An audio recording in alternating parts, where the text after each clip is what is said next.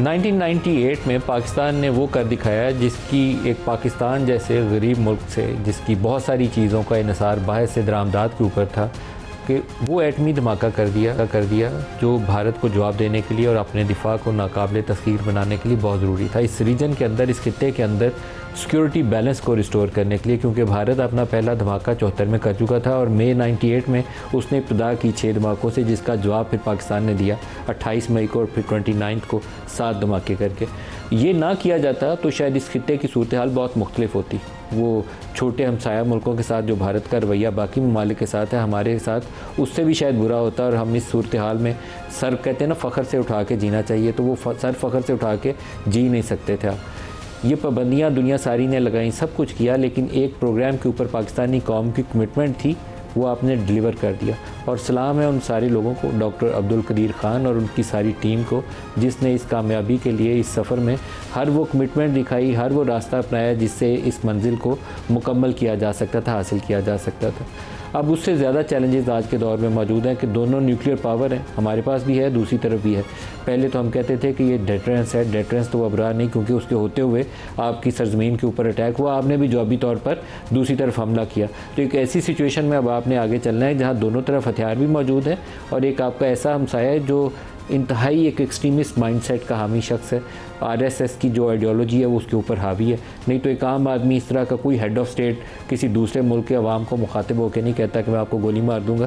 یہ الفاظ میں نے دنیا میں مجھے کبھی سننے کا کسی کریزی شخص سے بھی اتفاق نہیں ہوا کہ جو مخالف کے سویلینز کو مخاطب کر کے للکار کے کہہ رہا ہو کہ میں آپ کو گولی مار دوں گا۔ اور ہیڈ آف اسٹیٹ، اس کو بچر آف گجرات کا جو نام مودی کو دیا گیا تھا وہ غلط نہیں دیا گیا تھا، لیکن ہمیں اسی خطے میں اسی ہمسائے کے ساتھ رہنا ہے، تو اس کے لیے ہماری پیش بندی، ہماری دفاعی حکمت عملی، ہماری خود انحصاری کا طریقہ کار وہ کیا ہوگا کہ ہم آگے بڑھیں اور اپنے دفاع کو مضبوط بھی بنائیں اور انشور کریں کہ پاکستانی سرزمین کے اوپر دوبارہ سے کوئی ایسی اشتعال انگیزی کرے، بلکہ کرنے کی ہمت ہی نہ کرے، کرنے کی تو نوبت بعد میں آئے گی۔ آج کے پروگرام میں جو ہمارے ساتھ شرکا ہیں، ایسا وفاقی وزیر منصوبہ بندی احسن صاحب، بہت شکریہ آپ ہمارے ساتھ شامل ہو رہے ہیں، اور جنرل محمد سعید صاحب ہیں، farmer chief of general staff, ہمارے ساتھ، دونوں کو پروگرام میں خوش آمدید کہتے ہیں۔ احسن صاحب آپ سے آغاز کروں گا، بڑا دن ہے آج، بلکہ 10 مئی بھی مئی کے مہینے میں، اور یہ آپ کا 28 مئی کا بھی بڑے تاریخی واقعات ہیں دونوں دنوں کے اندر، تو اللہ پاک نے بڑی کامیابیاں دی ہیں، اس کو مضبوط کیسے کرنا ہے، توانا کیسے؟ بہت شکریہ۔ دیکھیے اللہ تعالیٰ کا بہت شکر ہے، مئی کا مہینہ ہمارے لیے بڑا مبارک ہے۔ 1998 میں 11 اور 13 مئی کو بھارت نے ایٹمی دھماکے کر کے ہمیں للکارا تھا، اور اس وقت ہم نے 28 مئی 1998 کو ان کے 5 کے جواب میں 6 دھماکے کیے، اور پرائم منسٹر نواز شریف صاحب نے وہ تمام جو بین الاقوامی دباؤ تھا اسے مسترد کر کے ہماری اس صلاحیت کو آشکارا کیا۔ اور میں سمجھتا ہوں کہ اس پروگرام کو شروع سے لے کر دیکھا جائے تو ذوالفقار علی بھٹو صاحب نے اس کی بنیاد رکھی، اس کے بعد جتنے حکمران آئے انہوں نے تسلسل سے اسے جاری کیا۔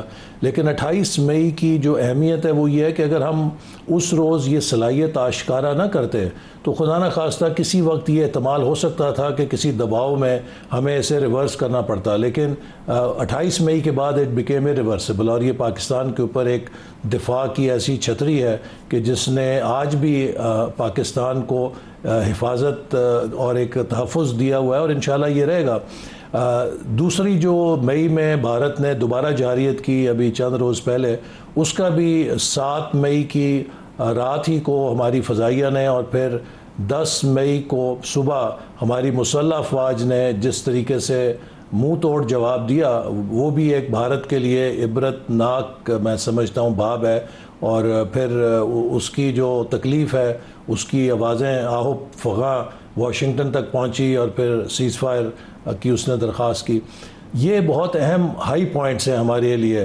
میں سمجھتا ہوں کہ اس وقت اب بڑا چیلنج یہ ہے کہ جو نیشن کے اندر ایک ہائی انرجی پیدا ہوئی ہے، یہ بڑے کم موقع ہماری تاریخ میں سمجھتا ہوں قیام پاکستان کے بعد ہوگا، پھر 28 مئی کو تھا، اور اب پھر 10 مئی کو پوری قوم کا جو حوصلہ ہے آسمانوں کو چھو رہا ہے۔ امریکہ، یورپ سے لے کر مشرق وسطی ہر جگہ پاکستانیوں کو لوگ بڑا احترام دے رہے ہیں۔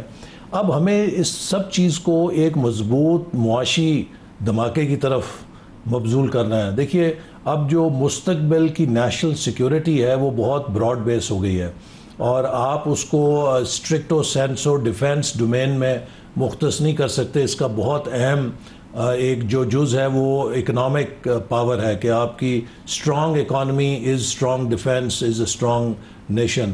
تو اب ضرورت اس بات کی ہے کہ ہم پاکستان کی جو اکنامک پوٹینشیل ہے اس کے اندر وہ تمام سبق جو ہمیں ایٹمی دھماکوں سے یا جو ہمیں اس 10 مئی کو حاصل ہوئے ہیں ان کے کامیابیوں کے گر اپنے معاشی ترقی کی طرف لے کر آئیں.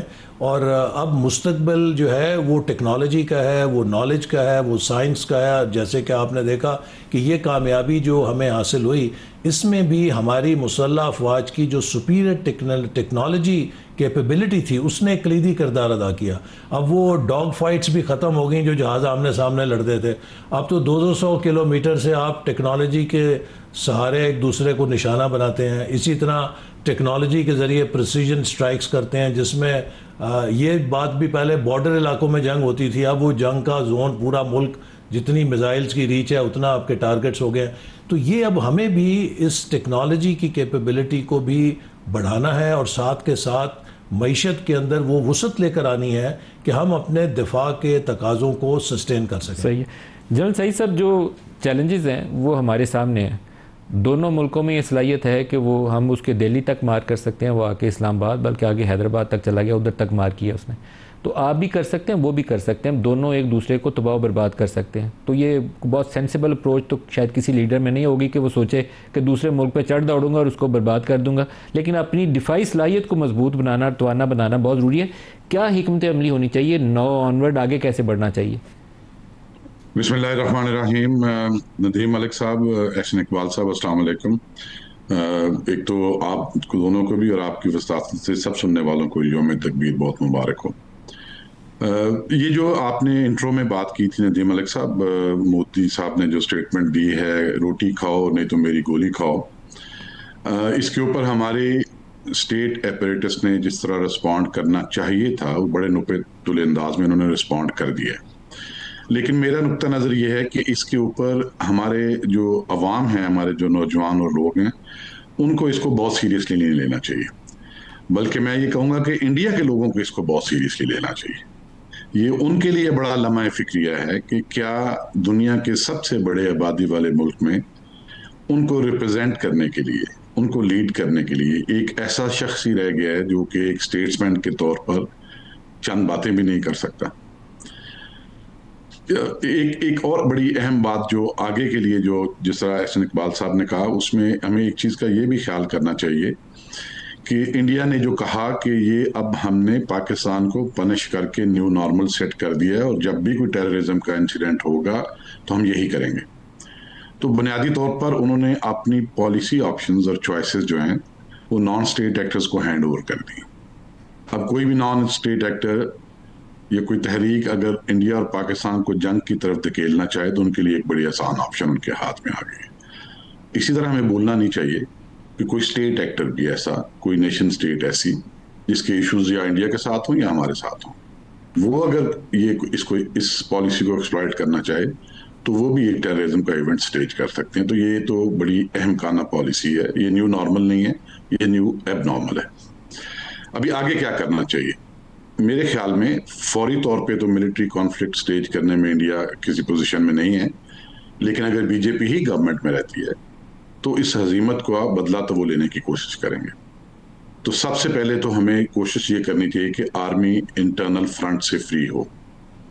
دیکھیں بہت ساری بحث ہوئی اس کانفلکٹ کے اوپر, لیکن ایک چیز پہ زیادہ بحث نہیں ہوئی.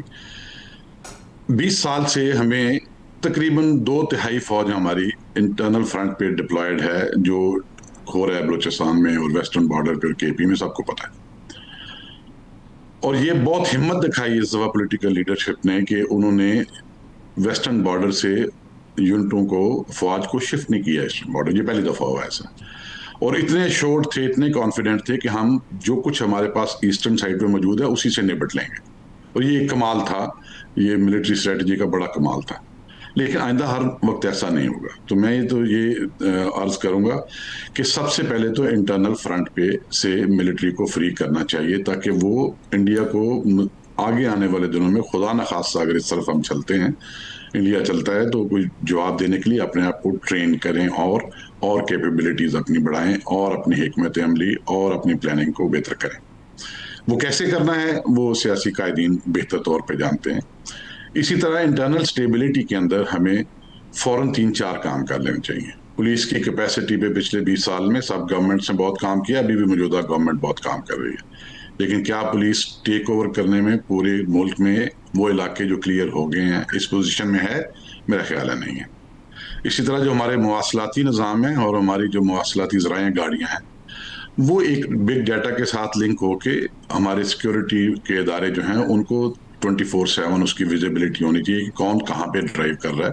اس پہ کیا کیا جانا چاہیے میں تفصیلات میں نہیں جاتا. اسی کے ساتھ ساتھ ہمیں کوشش کرنا چاہیے کہ پاکستان کو جو کہ میں کہنے کی ضرورت کروں گا ہائیلی ویپنائز سوسائٹی بن گئی ہے, تو ہمیں ایک ڈی ویپنائزیشن کیمپین بھی کرنی چاہیے. اور ہمیں ایکسپلوسیوز کے اوپر بھی جو استعمال ہوتے ہیں بہت ساری انڈسٹری میں, بہت ساری مائننگ انڈسٹری میں, اس کے اوپر اور مزید کنٹرول بہتر کرنا چاہیے. لیکن ان سب سے اہم بات تو احسن اقبال صاحب نے کر دی ہے کہ ہمیں معاشی طور پر مستقبل میں اور جلد بہت مضبوط ہونا ہے.